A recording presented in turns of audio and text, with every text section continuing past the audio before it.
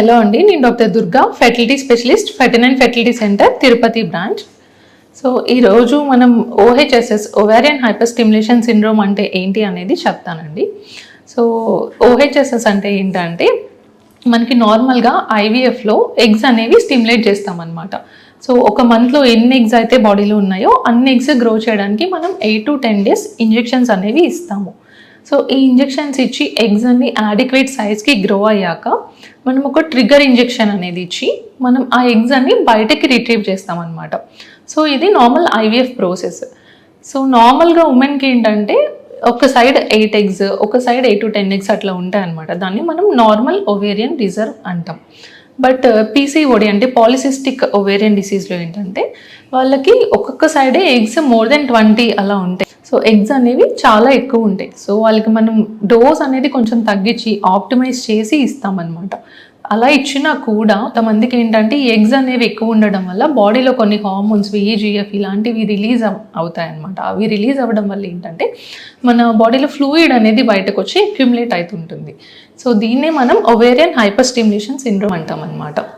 So ఇదేమీ అందరికీ రావాలని లేదు, ఐవీఎఫ్ చేసుకున్న ప్రతి ఒక్కరికి ఇదేమీ రాదు.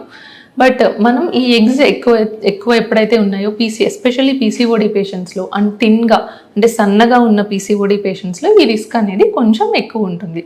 సో మనం స్టిమ్యులేషన్ చేసేటప్పుడే కొంచెం క్లోజ్గా మానిటర్ చేస్తామన్నమాట. వీళ్ళకి ఓహెచ్ఎస్ఎస్ అనేది వస్తుంది అని అంటే ఎలాంటి సిమ్టమ్స్ ఉంటాయి అనేది చూద్దాం.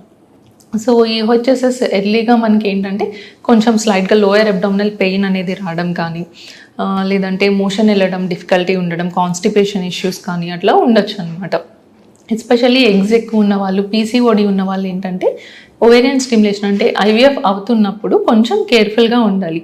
అండ్ జంపింగ్ రోడ్స్ మీద కానీ, జర్కీ మూమెంట్స్ కానీ, సడన్గా లేవడం కానీ ఇట్లాంటివి especially last 8 to 10 days of stimulation అప్పుడు ట్రిగ్గర్ ఇచ్చాక వాళ్ళ అండాశయాల యొక్క సైజ్ అనేది పెద్దగా ఉంటుందన్నమాట. So they have to be little careful. So కొంచెం స్లోగా లేవడం కానీ, జంపీ రోడ్స్ అవాయిడ్ చేయడం కానీ, ప్రోటీన్ డైట్ అనేది ఎక్కువ తీసుకోవాలి. ఎగ్స్ అనేవి ఎక్కువ పెరుగుతున్నాయి కాబట్టి సో ప్రోటీన్ లాస్ అనేది ఎక్కువ ఉంటుంది అనమాట బాడీలో. సో హై ప్రోటీన్ డైట్ తీసుకోమని సజెస్ట్ చేస్తుంటాము. అండ్ ఇది లాస్ట్ 8 నుంచి 10 days తర్వాత కూడా ట్రిగ్గర్ ఇంజెక్షన్ ఇచ్చి మనం ఎగ్ పికప్ కూడా చేశాక కూడా ఇది కంటిన్యూ అయ్యే ఛాన్స్ ఉంటుందన్నమాట.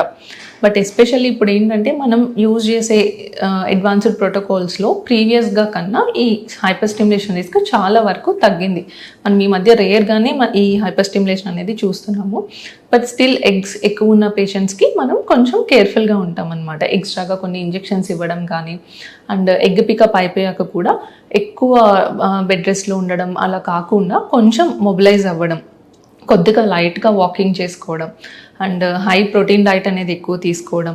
సో ఇలాంటి జాగ్రత్తలు, అండ్ మీ డాక్టర్ ఇచ్చిన మెడికేషన్స్ అన్నీ కరెక్ట్గా వేసుకోవడం. సో ఇలాంటి జాగ్రత్తలు కొంచెం తీసుకున్నట్లయితే ఈ ఓహెచ్ఎస్ఎస్ రిస్క్ని బాగా తగ్గించవచ్చు అనమాట. And when ever you have symptoms like pain ఎక్కువ ఉంది, డిస్కంఫర్ట్ ఉంది, ఏదైనా బ్రీతింగ్ డిఫికల్టీ ఉంది, సో ఇలాంటి సిమ్టమ్స్ ఏమైనా ఎగ్ పికప్ తర్వాత కానీ స్టిమ్యులేషన్ అవుతున్న లాస్ట్ 8 to 10 daysలో కానీ ఉంటే you have to consult your doctor. And consult చేసి అవసరమైతే క్లినిక్కి వెళ్ళి ట్రీట్మెంట్ తీసుకోవాల్సి ఉంటుందన్నమాట. Hope this video is helpful. Thank you.